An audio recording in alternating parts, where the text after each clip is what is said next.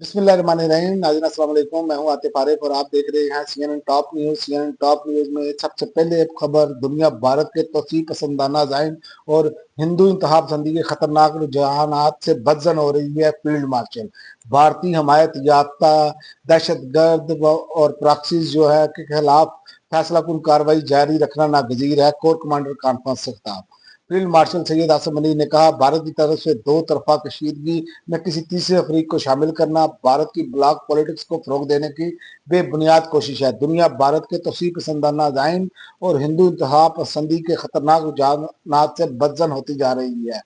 और वजीर दाखिला ने वाजिया कर दिया है कि फील्ड मार्शल के सदर बनने का कोई ख्याल मौजूद नहीं। इनकी तवज्जो का मरकज इस्तेहकाम पाकिस्तान है। आसिफ जरदारी से इस्तीफे से मुतल्लिक कोई बहस नहीं हुई। मोहसिन नकवी ने सदर की तब्दीली से मुतल्लिक खबरों की सख्ती से तरदीद कर दी। और दूसरी जानिब सदर ममलिकत ने वर्चुअल असासाजात रेगुलेटर अथॉरिटी आर्डीनेंस 2025 जारी कर दिया। अथॉरिटी एक कारपोरेट अदारे की हैसियत रखेगी, मुकदमात दायर कर सकेगी।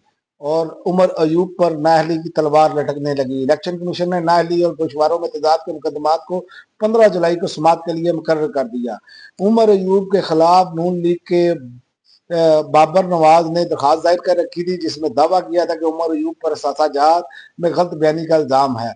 और शहरी की दरख्वास्त पर उमर अयूब के खिलाफ स्पीकर कौमी असम्बली ने रेफरेंस इलेक्शन कमीशन को भिजवाया। तो उसके बाद जो बड़ी खबर है, जमाइमा खान मैदान में आ गई। इमरान खान के बेटों को पाकिस्तान आने पर गिरफ्तार करने की धमकियां दी जा रही हैं।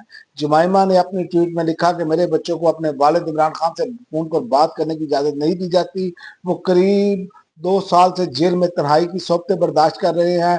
पाकिस्तानी हुकूमत का कहना है कि अगर वो इनसे मिलने आएंगे तो इन्हें गिरफ्तार कर लिया जाएगा। ये किसी जमहूरियत या फाल रियासत में नहीं होता। ये सियासत नहीं, जाती इंतकाम है। और उसके अलावा हमास के जांबाजों का सुरंग में घात लगाकर इसराइली फौजियों पर हमला, एक एहलकार हलाक। मगरबी किनारे में इसराइली फौजियों के साथ झड़प में हमास के हाथों एक और फौजी हलाक हुआ है। और गजा में इसराइली बमबारी और बर्बरियत जारी है। मजीद 24 फलस्तीनी शहीद। हस्पतालों में ईंधन खत्म। अस्पताल में 100 से ज्यादा नवाजिदा बच्चे और 350 डायलिसिस मरीज खतरे में पड़ गए। और सऊदी अरब का बड़ा